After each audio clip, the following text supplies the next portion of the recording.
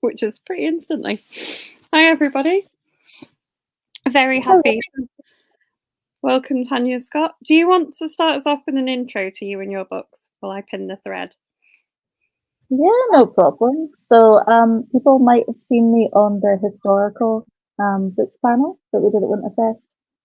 But I'm here today more as the kind of contemporary crime writer. So these are the books I'm writing at the moment. The Murder on the First Date, which I have here, it's probably going to come up backwards. Oh, no, it didn't. Yeah, there we go. So that's the first book in the Wronged Women's Cooperative series that I started writing a year and a half ago. And there's now 6 of them, so I've been quite focused on them recently. And they're great fun to write. They're set in Scotland. They're set in a small town, like the town I live in. And they've got a group of stay-at-home mums who kind of band together and form a detective agency.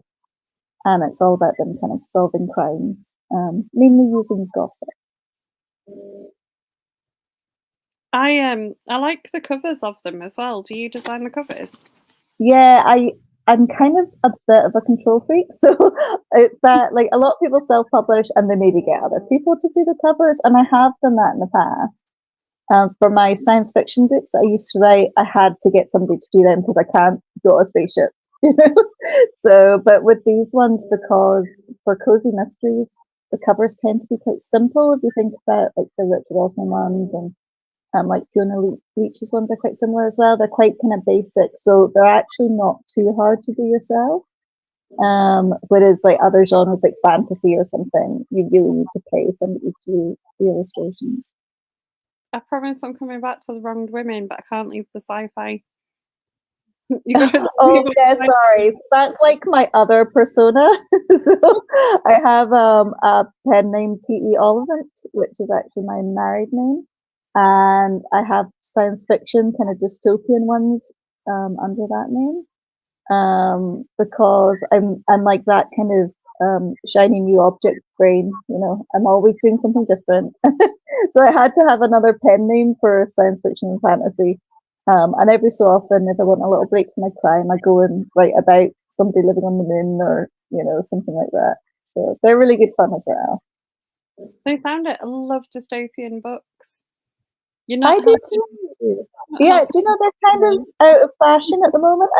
I think dystopian, like people kind of say, oh, dystopian was really popular a few years ago, but I think there's something about it that's just always like interesting to see how people live, like when our society is maybe collapsed or in the future. I just think it's really interesting, and they've all, I suppose, the same as even the cozy mysteries. They've always got a mystery. There's always a kind of a baddie. There's always something going on that they have to solve. I think maybe they had a peak, with things like the Hunger Games and stuff like that. But I don't think it'll ever go away. So I think there's lots of people who still are interested by that kind of thing. Yeah, definitely. Like a lot of these sort of smaller genres, they'll have a time when they're like really in the spotlight, but then people will still read them all the time. It's maybe just a more select niche group of people. I was always a bit of a geek, so I like the kind of weird little genres that nobody else reads, Yeah, I'm a lot of a geek and love the weird little genres that nobody else reads. So I think I kind of came to the crime ones to write something that maybe more than like 20 people would read. So that's why I started writing the crime ones, that they're much more accessible, although they still kind of have their geekiness as well, and kind of geeky characters in them. They're a bit more mainstream than the kind of weirder genres. I noticed that in the first of the Wronged Women book, there is a bit of a love of Star Trek. There is. I have to get it in. I have to get the geeky stuff in, definitely. I can't help it. Because, yeah, I was reading it going, oh, this is a woman after my heart. We have Star Trek mugs in our house. Yeah, it's quite funny. I have to walk a bit of a tightrope because I can't use any like actual merchandise. So I have to be a bit kind of careful. And also you'll notice I don't tend to use anything by like Disney because they're quite litigious. So I'm a little bit careful on the sort of stuff that I use, but I'm always mentioning like Supernatural fandom or Doctor Who fandom, that kind of stuff. Like definitely creeps in. The Wronged Women, they're brilliant, by the way. Yeah. I finished book 1, and I am trying to read for some of the author chats. Got a few things like backlogged, or otherwise I would have gone straight onto book 2 because I literally finished book 1 and downloaded book 2 to my Kindle as I finished. They're very, yeah, I like to think they're very readable. They're the sort of thing that I like reading when maybe I've had a bad day or something and I just want like a quick read with kind of fun characters that I would like to be friends with, you know? So yeah, they're not like taxing reads or anything, I would say. Like you kind of come out of them, although there's murders and things, you come out quite uplifted and they always kind of save the day in the end. So. They do, but they're not shy of like tackling crime, are they? You know, there's plenty going on in them.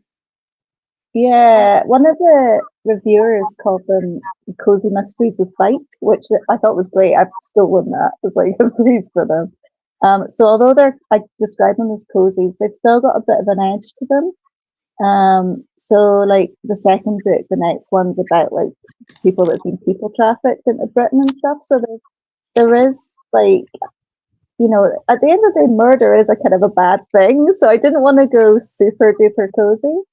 But there's still a resolution in the end. There's still the feeling that people can stop these big bad things from happening. So, yeah, the one I'm writing at the moment is about cold cases that the police haven't solved, and they're going back to solve some old cold cases. And you know, you see that in the news all the time that DNA has now cleared people from the past. So there is a kind of a bit of realism in them, and then there's still the fun, you know, mums hanging out, being silly, all that kind of stuff as well. I think the cold cases bit is really interesting, isn't it? Because you also have a lot less evidence to go on. And it's quite fun as a writer because because there isn't as much evidence, it can be more about like statements and working out whether people are telling the truth or not. Whereas if you've got something that's just, you know, well, the DNA proves it's them, that's not actually a very good story. You know, it needs to be a bit more tricky to solve. Real life murders, generally, the police can solve them pretty quickly. So in a crime book, you want them to be a bit more interesting. The one in the first one is really interesting because you kind of, you know, who's been murdered very early on, don't you? And it's like it's quite an interesting premise, I think. If you want to tell us more about it. Yeah, so it was to kind of get the series started. I wanted these women, two of them already are kind of running a detective agency sort of part time, and I wanted them to bring in this other woman, Mary, into the agency. And she's a mom and she's in quite a difficult position. She's just moved into town. She's got 4 kids and she's just getting divorced. So she feels like she's got no time for herself, you know, very busy, and she gets kind of drawn into this murder. So for that to work, one of the ways I did that was by making the person who gets murdered a teacher. So then they're all kind of connected to him. And what I like about these books, I was saying it's like the power of gossip. So they kind of know everyone. So they find out all the little stories and everyone's little secrets. And that sort of helps them to solve the crimes. Well, teachers and those kind of things, like you set it in a school and you've got the gossip perfectly because there's always some kind of gossip going on in a school. Yeah, definitely. So I've got 3 kids as well, so it is quite based on my life, and you know, we do a little bit of gossip with the mums at the school. I was thinking more about the teachers. Yeah, I mean, I couldn't say anything about the teachers, but yeah, obviously there's always dramas going on, isn't there, with any group of people? So yeah, that all really interests me. That sort of dynamics of how groups of people, groups of women, how that works. You know, people always talk about groups of women at the playground being quite cliquey, and that's actually not really been my experience. I've found people to be actually really lovely and really friendly. So that was another thing I wanted to show, was a really positive image of women kind of working together and not really competing with each other, just kind of supporting each other. And some of them are maybe more like introverted, some of them are more extroverted. They have different personalities, but they all work quite nicely together. They do, and they're a really interesting mix of people, aren't they? Because they're not kind of they work well together as a group, but they're not kind of a group you would expect to be together of No, people. not at all. And again, I think that's the thing that the school playground does, which is brings together everyone. You know, you've got people whose parents are doctors, people whose parents work in shops, and you're all just in together. It doesn't kind of matter in a way. You can make friends with anyone. So for this one, I have the kind of very much stay-at-home mum, Mary, who's at the time she meets them, she's not working, she's just looking after her kids. And then one of them's like quite a high flying accountant. And so, yeah, they're all quite different. And then they're drawn together through this desire to solve this murder that's happened. And then obviously, as the books continue, they keep working together. And it sort of shows that they can have a life outside of just being mums and something that interests them. So, yeah, that's where the idea came from, I think. I quite like the bossy lady who works in the care home. Yeah, Bernie. she's so much fun to write, but I don't know if I would want to be friends with her. She's a bit of a nightmare. She says what she thinks all the time, and yeah, she tells everyone what to do all the time. But she's great fun to write, and especially when she's solving crimes, because she'll just walk into a room, ask people anything she wants to ask them. You know, she's got no fear. And yeah, as the books, I think she gets worse as the books go on. She's quite a difficult person, but she's kind of counteracted by the other two. They're a bit more chilled out. I like her surreptitious ways of getting information, like that she pays people off with like sausage rolls and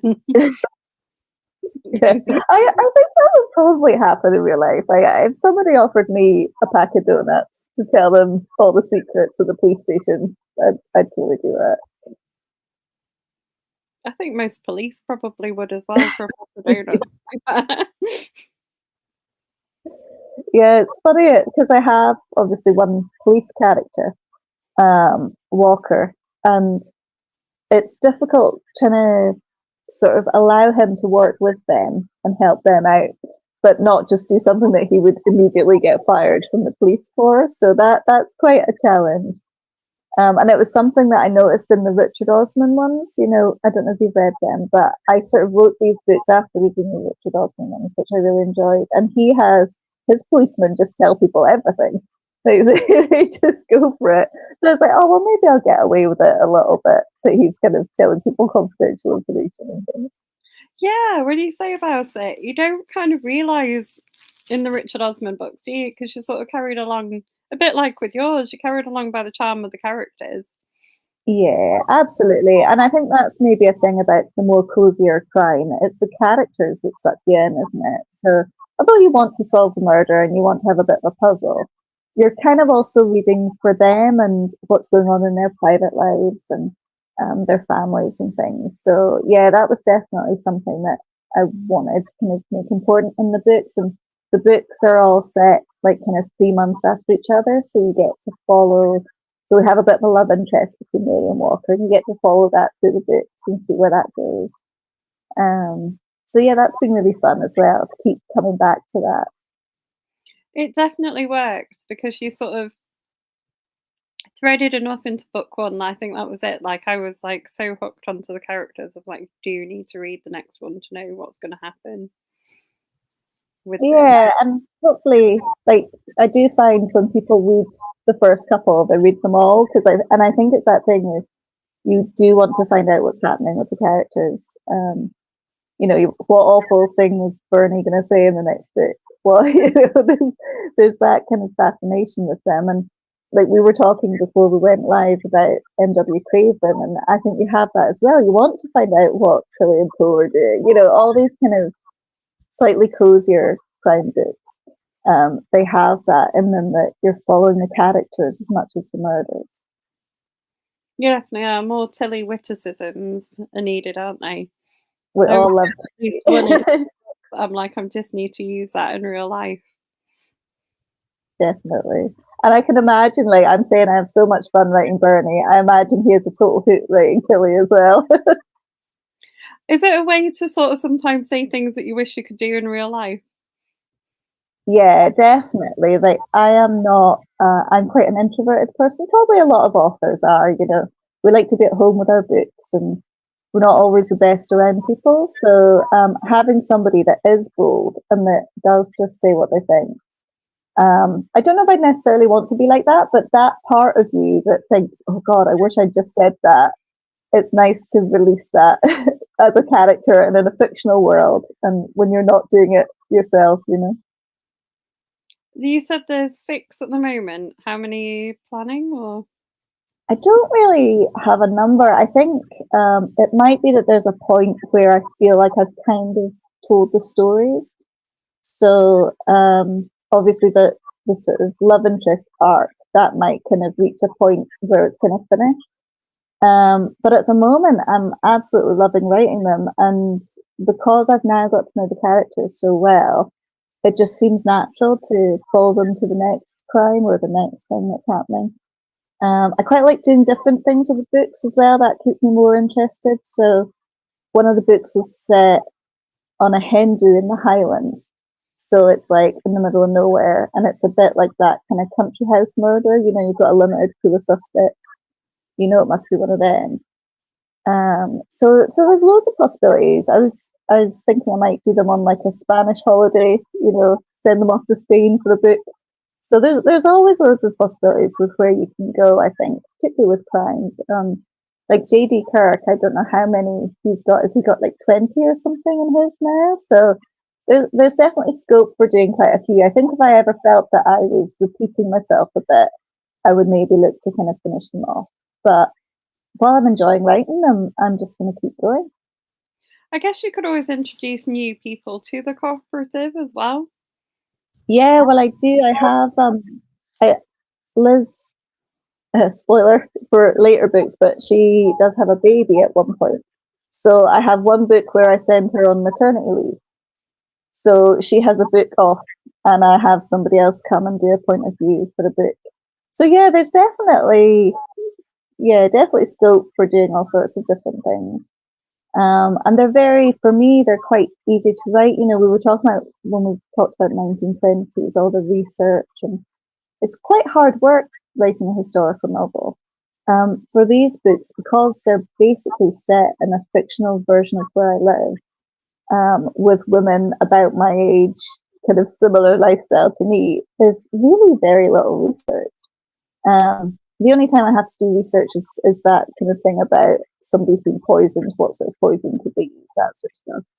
But generally, you know, I just sit down and write them. I don't have to do a lot of pre-planning or anything. So yeah, they're very enjoyable to write, I have to say. We got some hellos from Sam, Donna, and Leslie, Hello.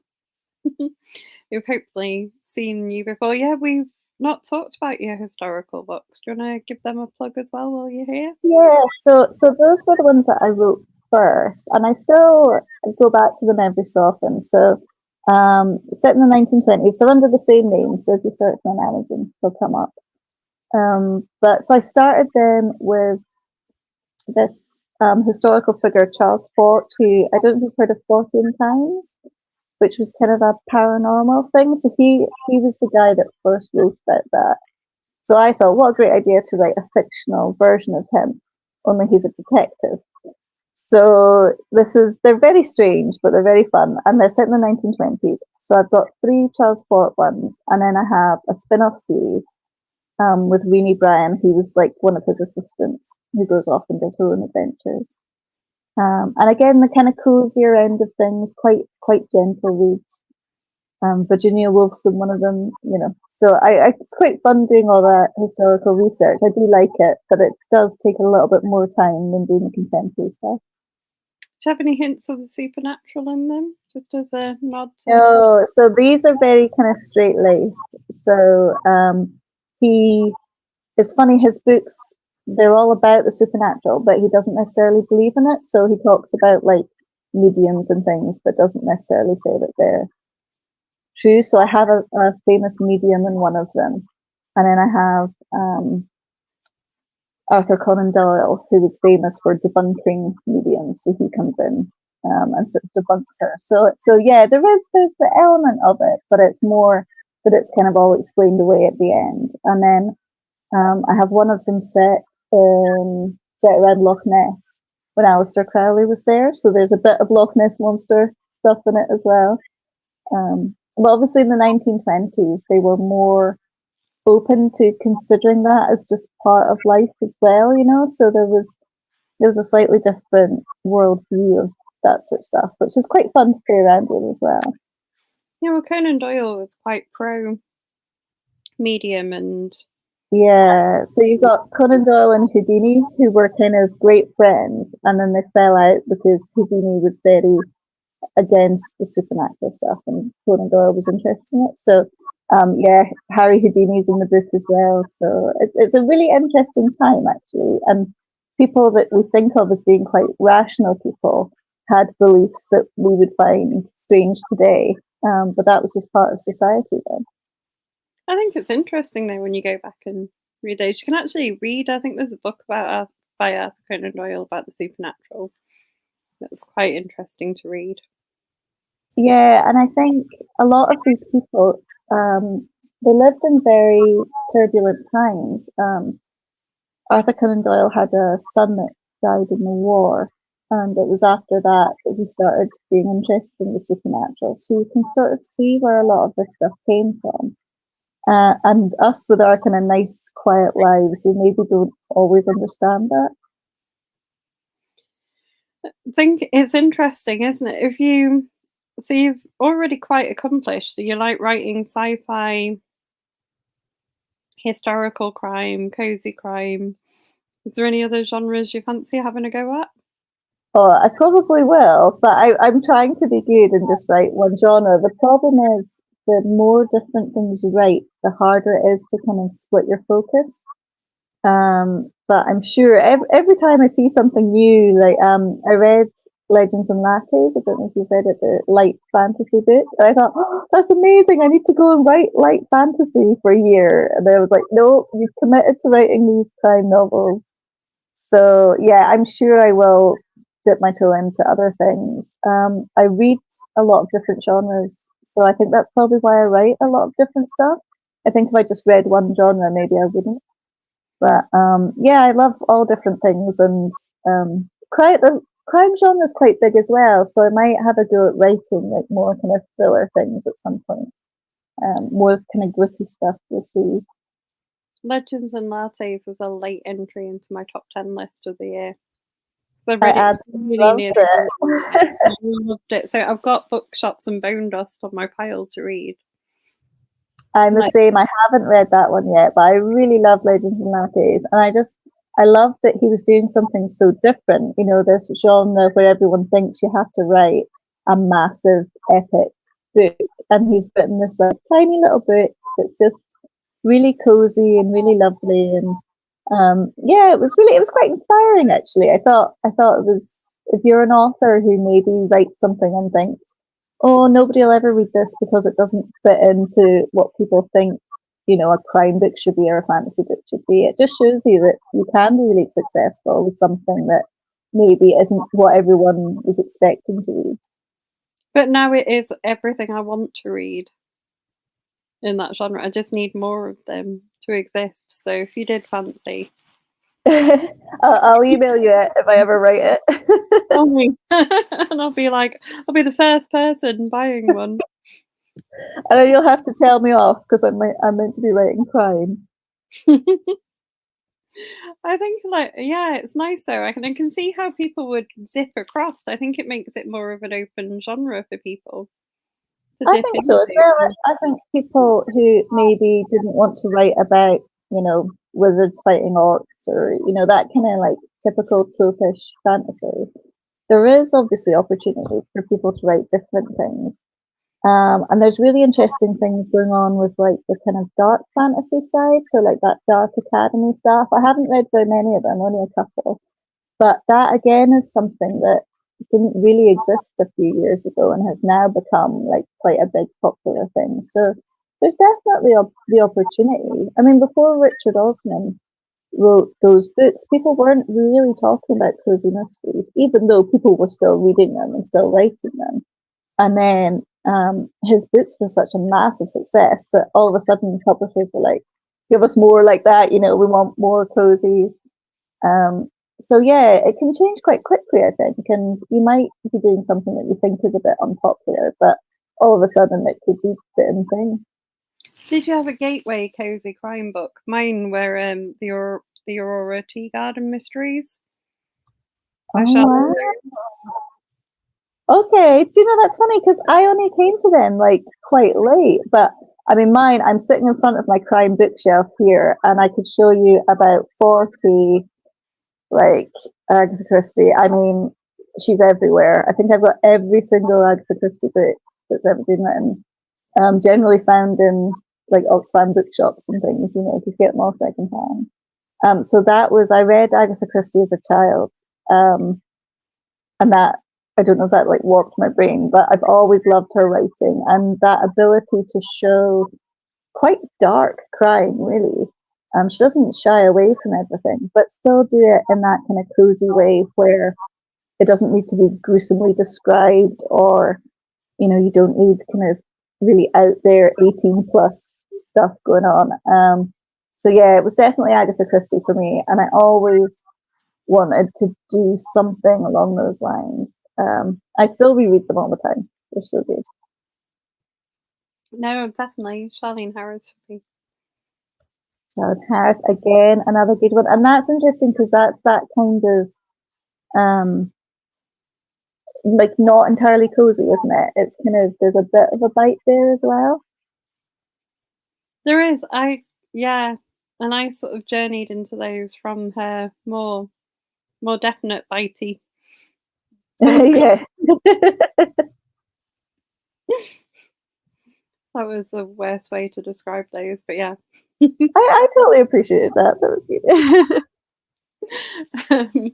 But yeah, we went from the nerdy side to the more crime based with her, I think. So Legends and Artes, both of that. What were your other kind of favorite reads recently? Well, we've mentioned M.W. Craven. I don't think I'd ever heard of him before this group, actually, before I joined this Facebook group. And now, obviously, I'm completely addicted. Just love them. I read a lot of self-published works as well, a lot of maybe more indie writers.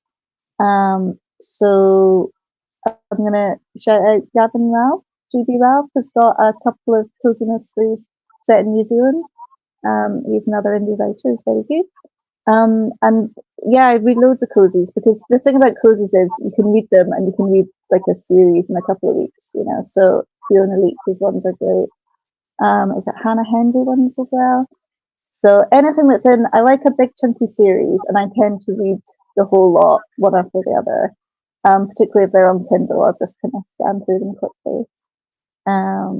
So yeah, anything really. And I'm always looking for new names, even though I have said I'm not buying any more books in January. But in February, I'll be buying more books. We've both said that, haven't we? Yeah, Hannah Hendy, big fan of the Dinner Lady detectives. And again, it's that kind of thing of maybe people wouldn't expect them to be doing things like that. People aren't expecting dinner ladies to solve crimes. I love that idea of people that might be a bit written off by society. I really felt during COVID that people sort of forgot that mums existed because we were all just expected to go home and homeschool our kids for 2 years. So that was where this kind of these books featuring mums came. And I think obviously Richard Osman was doing the same thing with people in care homes, people that are a bit underestimated, but actually still have loads of great skills and loads of great kind of intelligent thinking to offer people. Yeah, and I think you kind of reflect that really well in the books because there's a lot going on for all of their mums.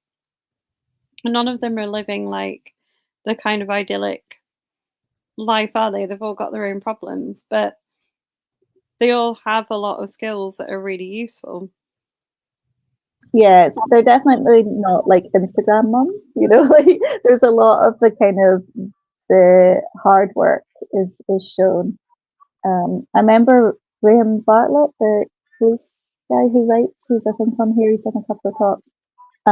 He was talking about how one of the things that police shows kind of miss out is actually police officers' home life and the fact that a lot of them have kids and, you know, if they're expected to work late, who's looking after the kids? You never see that on, you know, Touch of Frost when he gets everyone to work overtime. Well, who's looking after their kids, you know? So that sort of thing really interests me. How do you balance these kind of two competing lives? And still trying to be a reasonably good mum, but also have a career or have a passion that's kind of beyond just looking after your kids. I think some of the kids in it are quite funny though. Yeah, I have to say, my oldest son just read the first book, and I was a bit worried about what he'd think of the kids because they're quite cheeky and they're quite naughty. But he didn't mention it, so I'm hoping I've got away with it, and he doesn't think that they're based on my own children, who are not so cheeky. But you know that way you take kind of anecdotes that might have happened in your own life, and then you kind of embellish them and make them much worse than they actually were. So, you know, you imagine the worst tantrum your kids ever had, and then you kind of times it by 10, you know. Yeah, makes sense. There's So my kids are never naughty or cheeky.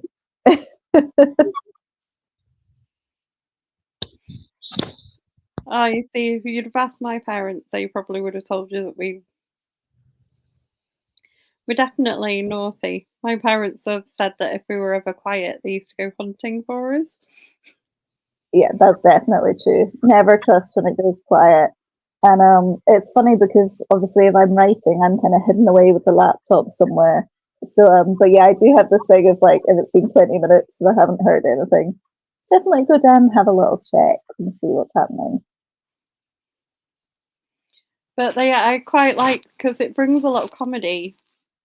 Like the little asides with the kids, like bring quite a lot of humor to the book that I think really helps. Yeah, definitely, definitely. It lightens it up, I suppose. That's the thing, doesn't it? So you have the lighter side and the darker side, and how they're kind of walking between the two. But yeah, I mean, I just find kids really funny. And yeah, imagining them doing terrible things at like really awkward moments when you're trying to go out on a date and they're doing something awful. So yeah, it's really fun to write that. It's really fun to imagine. You kind of embrace your inner cheeky side as well. Like what could I do that would be super cheeky? So yeah, that's really good fun. They always ask the best questions as well to kids. Yeah, it's that, and I guess it's a bit similar to Bernie, who is, I was saying, is a character that doesn't really have any filter, and kids are like the king of that. Absolutely no filter. Any question, they will ask it at the worst possible moment. Um, so yeah, and Mary, who is the kind of newcomer into this scene, she has 4 kids. So when you have 4 kids, there's just 4 times the amount of chaos. I've only got 3, so that's bad. But yeah, she's got 4. I think they're ranging from age 3 to age 10 or something. So yeah, there's plenty of scope for just utter madness in her house. Which is excellent at times. Yeah, and again, it's more truthful than that kind of Instagram mum where everything's perfect all the time. You know, I think it can be a bit dangerous to set up an image of motherhood that's like that, whereas actually most of us are kind of knackered and just try to do our best. So yeah, that's definitely the impression I want to give in the books. Yeah, I think it comes across quite well. I like some of the kind of really side characters as well, like the little old lady that's in the first book and is like some of the sort of characters in the care home and just like around the outside are just brilliant. Yeah, I love the little old lady. It's funny, there was a discussion in the Facebook group, was it today or the other day, talking about when do we describe people as elderly? And mine's certainly changed now that I'm over 40, because I think I used to describe when I was 20, anyone over 60 was elderly. Now that I'm 40, I'm like, oh no, it's definitely like 85, 90 plus. So, but I think, little old ladies, I remember my own granny, they're brilliant because, again, they don't have that filter. They've got to the point in life where they do just say what they think. They've survived for that long, so they're quite happy to tell you exactly what their opinions are and everything. So yeah, there's quite a lot. It's the books go through as various different little old ladies that are always quite kind of sassy and feisty, and yeah, they're always good fun. Being a teacher makes you have a different idea of when people will think you're elderly. And my kids called me a dinosaur the other day because I said I remembered when you dialed up the internet. Yeah, my kids do make me feel ancient all the time. Yeah, it's true, and that's the thing. It's all a matter of perspective, isn't it? So, yeah, I sort of have the mums in this one go. They're that kind of age, well, like I am, where you still think of yourself as about 25, but you can kind of tell that you're not 25 anymore. So, that yeah, there's that kind of like middle-aged women um trying to maybe find that place for themselves now that they've maybe given up work or they're in a kind of different career phase than they were. And part of that can be a kind of embracing of yourself that maybe you were too scared to do in your 20s. I see Mary as that transformational character. She's gone from, she put up with a lot with a husband who wasn't particularly great because she felt like that was what she had to do for her family. And now she's getting a chance to do her own thing and come out of her shell a bit. So that's been really enjoyable to write as well. Yeah, she's definitely like a really fun character because she's sort of starts very chaotic, doesn't she? But then you see flashes of like how she's gonna be. Yeah, there's still a bit of chaos later on, but she's definitely a bit more centered as it goes on. And yeah, a lot like the kind of ex-husband reappears in various guises as it goes along as well. So it's been really fun. I think that thing of writing a series and being able to watch the characters grow. If you write a standalone book, it's great, but you kind of leave it at the end. Whereas with series, you've got the opportunity to see, well, what happens next, what happens after this big changes happens in their lives, how do they cope with that, which I find really interesting.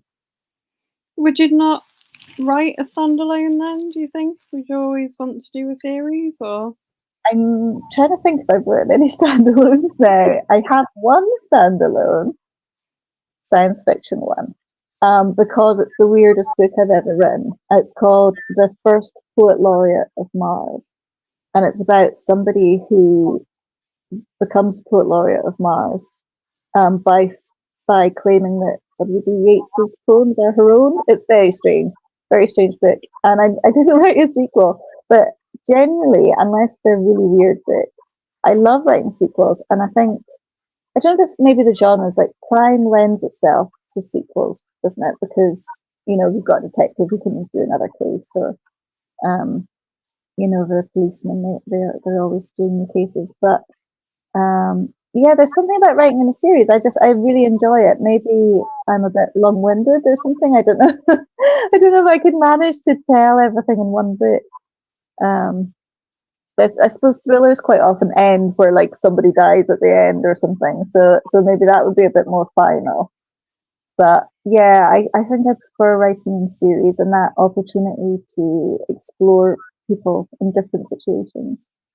Donna has asked how you even had the idea of someone being the poet laureate of Mars. I don't know. I don't know.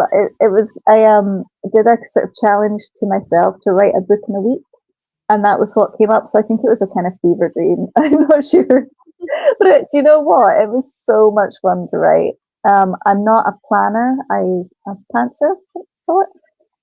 So I just come up with an idea and then write it. So this was my idea that I had, that somebody was going to be a poet laureate on Mars. So there's a Martian university. She has to go and be a poet there. But the problem is she can't write poetry. So she steals all her poems, and it goes disastrously wrong, obviously. It was quite hard to market because there's quite a small overlap in people who like Irish poetry and science fiction set on Mars. So it wasn't. It was one of those books that was written from the heart rather than to actually make any money. But there are like 4 people that have read it, really enjoyed it. So, and it was really good fun to write. And you never know, maybe I'll go back and write a whole series of them at some point. I always think like no book is ever kind of done. There's always a chance that you would go back and write something else. Have you watched? There's a series on Netflix called Carol and Tuesday, and I love the manga of it as well. And that's about 2 girls on Mars forming a band, and then they aim to win like Mars Brightest, which is like, I don't know. That sounds right up my street. I will definitely have to look that up. That's just joyful and lovely. Well, do you know this book probably would have been good as a manga if I could draw, but I can't. Yeah, it did. It sounded, you were describing it, and I was thinking of that, and I was like, Yeah. how much I loved Carol and Tuesday. It's brilliant. But yeah, I can imagine it would work as a manga. When you write sci-fi, how sciencey do you go with it? Are you like a hard science sci-fi or a very, it's just set on another planet kind of? Yeah, I have the same approach, I guess, to the cozy crime. Like when I'm writing cozy crime, although I do research like police procedures, and I'm always on the Police Scotland website, which has quite a lot of information about things like that. I'm not looking for particularly accurate policing. So my police officers are probably not that like actual police officers. So I have the same approach really to sci-fi fantasy. Even my sci-fi ones that would be not really the kind of space opera stuff that are more spacey, they're quite light. I mean, they're definitely more Star Wars than like The Martian or something. You know, they're I again, it's about the characters. So I have a couple where I have like mutants, like people that have augmentations. And that's just, I was really interested in that idea of mutants. So I have mutants that live in the moon and things. So, but yeah, there's no like the science behind why they're mutants is very vague, and I'm not a biologist. So if you were to go and kind of correct my science, I'm sure it'd be all over the place. But yeah, it's very much, if you're happy with lightsabers and things, then you'll be okay with mine. Like not scientifically accurate in any way. I mean, you are pushing it. Like The Martian is probably one of the most scientifically accurate sci-fi. Yeah, and to be fair, I love The Martian, but I could never write something like that. I wouldn't have the background or the years of research it would take to write it. So yeah, I'm much more kind of fun, light sci-fi fantasy stuff. Donna says she's not really a sci-fi fan, but it sounds mad enough to be right up her street. It's funny, yeah. Like I'll post a link to it later. It's very mad. It's yeah, as I said, it was written quickly and very crazy. But very good fun. I did really love writing it. And every so often I do think, oh, I should go back and I should write more about these characters. And then I think, maybe not, because, you know, as I said, about 4 people ever read it. So do post a link. I am a sci-fi fan, kind of. Like I dip in and out of it. I do like it, but I tend to like really sciencey sci-fi. I used to read a lot. Like I think before I discovered crime, probably actually, and now the time I spend reading crime is probably taken over. But I love kind of the opposite of what I write. People like Neil Stephenson that write massive, huge science fiction and fantasy books that are like 1,000 pages long. Whereas all my books tend to be quite short, quite brief. So yeah, I don't think I would ever try and write a massive 1,000-page one. No, my current sci-fi reads were Adrian Tchaikovsky's, you know, The Children of Time. Yes, they're very good. I've only read the first one. I'm terribly scared of spiders, though. So I had a little bit of an issue with that because it was giving me spider phobia feelings. Well, there is a bit in it where they sort of say that there are some people who could never adjust to living with the spiders, and they have to kind of live, you Yeah, know. that would be me. That'd be me. Yeah.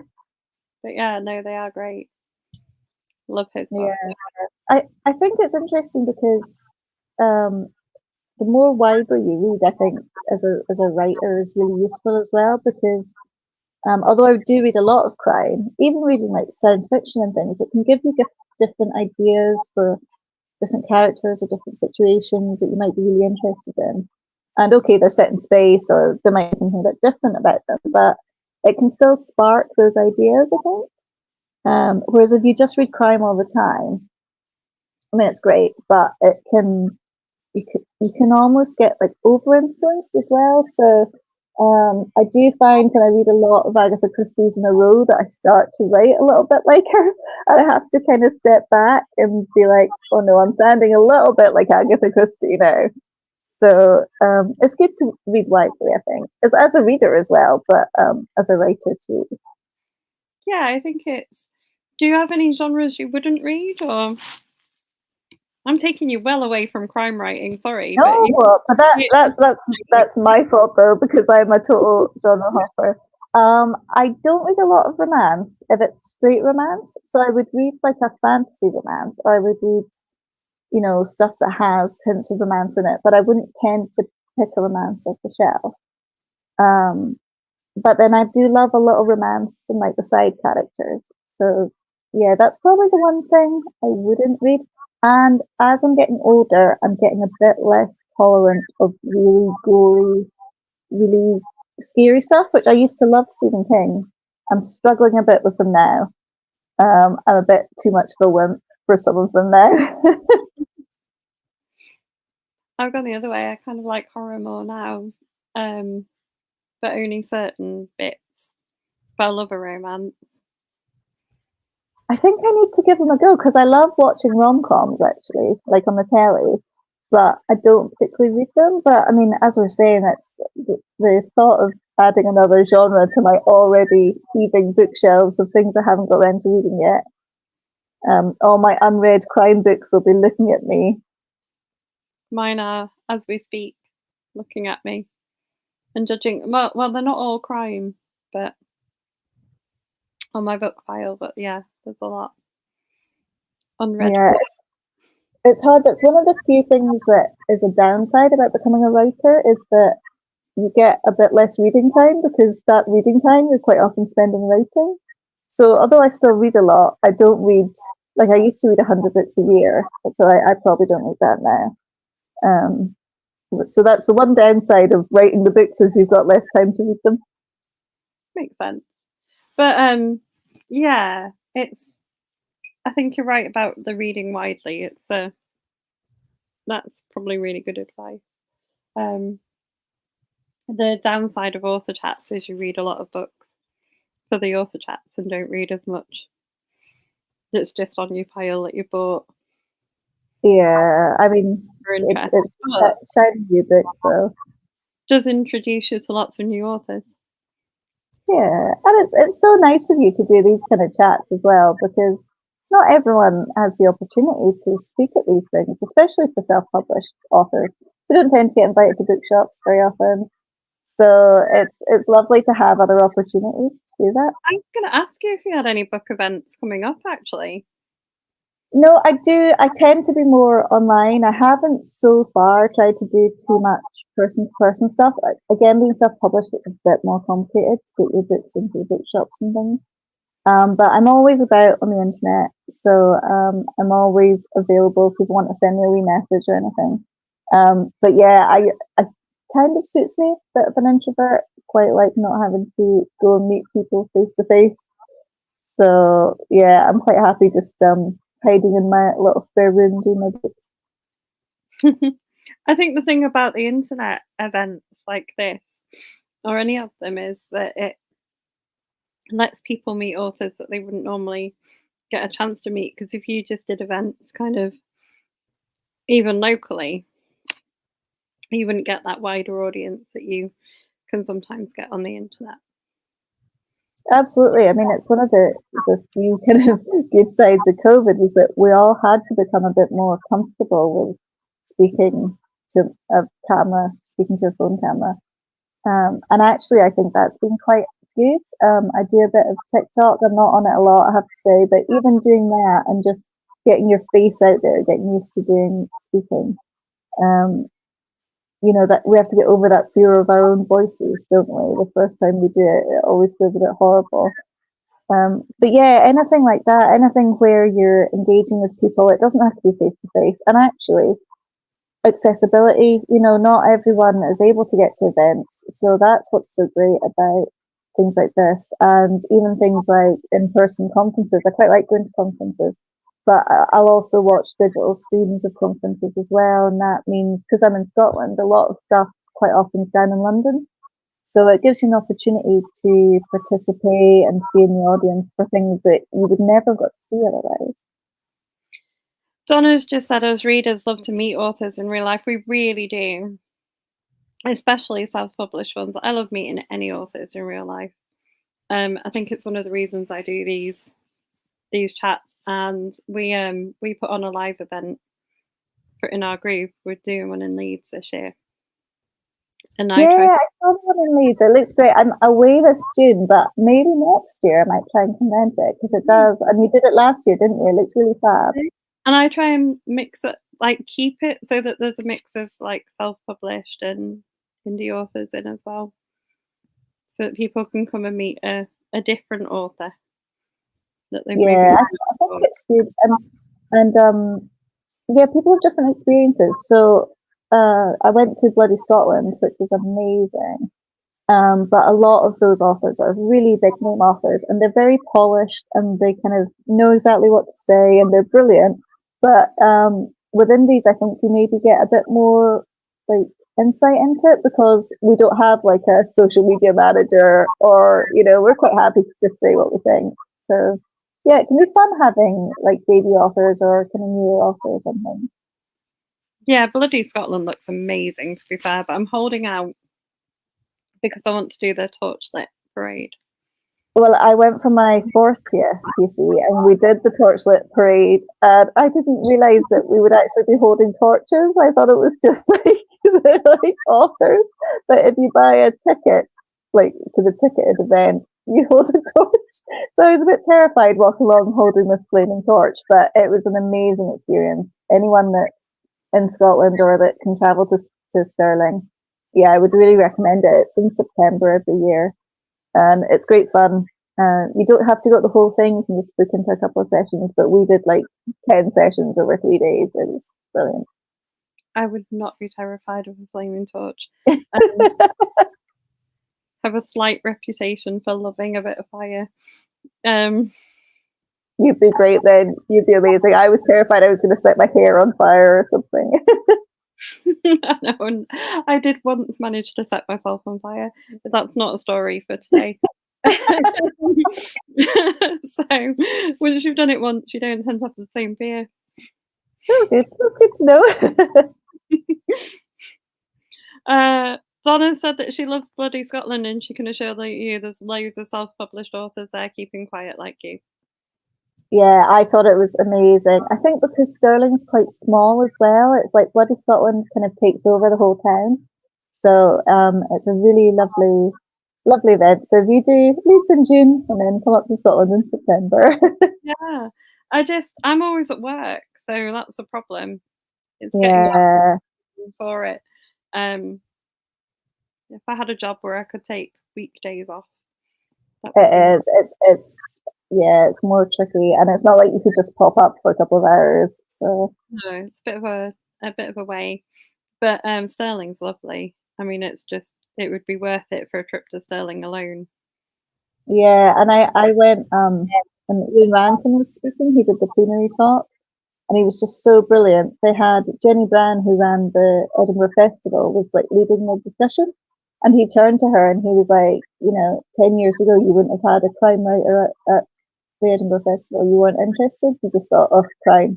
whatever. And he's like, nah, look at the size of bloody Scotland and all this. So yeah, it was really great. A lot of people really passionate about crime and are passionate about genre fiction and not seeing it as kind of second rate to literary fiction, which it sort of has been a bit, at least in Scotland. So it was really nice to see crime writing really up there in the spotlight. That's a really wrong kind of opinion, though, isn't it? Because if you look at the numbers, like genre fiction, like crime and romance, is the biggest seller in books in general. Absolutely, and I think one of the things that indie publishing has shown is that it's much easier actually if you want to make any money. It's much easier to do it writing genre fiction than writing literary fiction. You might not win the Booker Prize, but you know you can make an income self-publishing, and there's a lot of writers now doing that. And some of them making a lot more money than me. But you know, my books earn me a part-time wage, you know, so it's better than going and working in a shop or something. So that's how I look at it, and I wouldn't have that opportunity if I wasn't writing genre fiction. So yeah, and there is a huge readership, and I don't think people should be made to feel bad because it's not Booker Prize winning or it's not what's regarded as literary fiction. I did a PhD back before I had kids and things in English literature, and universities are very literary fiction focused for obvious reasons. But you know, you could go and read somebody like Val McDermid writes as well as anybody in the English language at the moment. The quality of her writing is fantastic. So there's plenty of crime writers that are at the absolute top of their game. They're just writing genre fiction as opposed to literary fiction. I agree. I also think that you should read what you want to read. I think as long as the act of reading is important, what you're reading isn't. You know, if it makes you happy to read a graphic novel, read a graphic novel. Like, just go with it. You're at least reading. And that's what I think about the cozies. You know, sometimes I'll read a grittier thriller, but sometimes I just want like a Hamish Macbeth or a, you know, something, an old Agatha Christie, just something quite gentle that's not going to make me feel ill, or you know, it's not going to put me off anything. You know, no sort of trigger warnings that like people would say now, that sort of thing. And you just want something that you can read on a quiet afternoon and just really enjoy reading. And I think that's where the cozy genres really come into their own. You're right. We've got 3 minutes left.